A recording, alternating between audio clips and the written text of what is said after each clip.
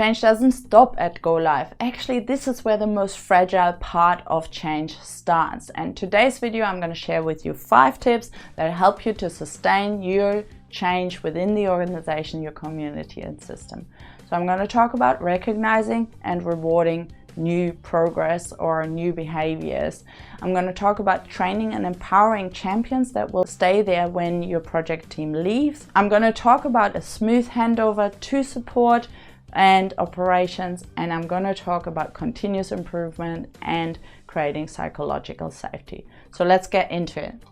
First of all, when you hit go live, this is when the most fragile part of your change management or your transition, so to speak, is going to start, because this is often when some of the project teams are leaving and when the system is go live and we're actually having the first little teething problems of like trying to live in this new world that we envisioned at the start of the project.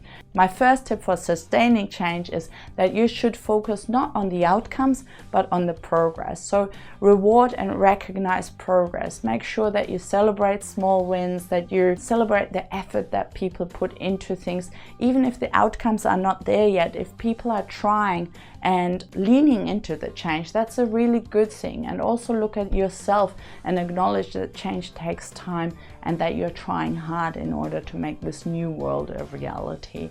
Don't forget that.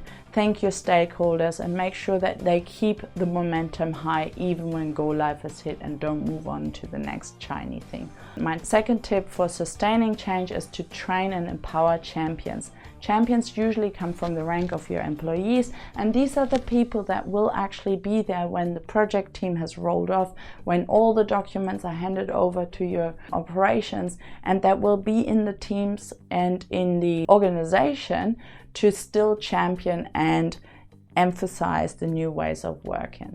And what you want to do is you want to make sure that you have some practical ways to anchor the knowledge to people. So self-serve learning is a really good way, maybe like some learning hubs or micro lessons that you can make available on your intranet. Core change training embedded in the onboarding so that you don't just have new starters join after go live being unaware of all this big transition that we've gone through and unaware of the change management capabilities that we've rolled out in the organization. And some lightweight playbooks that help, maybe co-created with the champions, that help them to keep that narrative up when the project is closed out.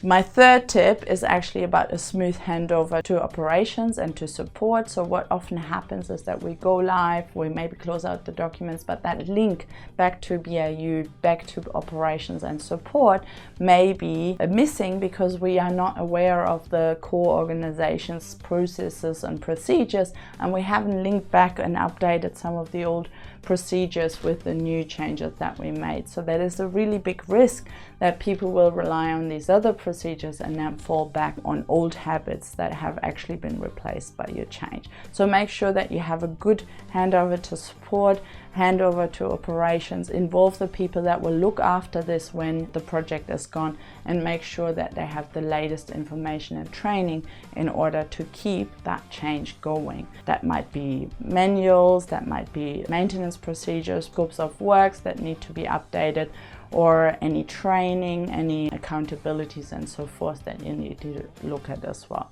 Make sure it's sticky.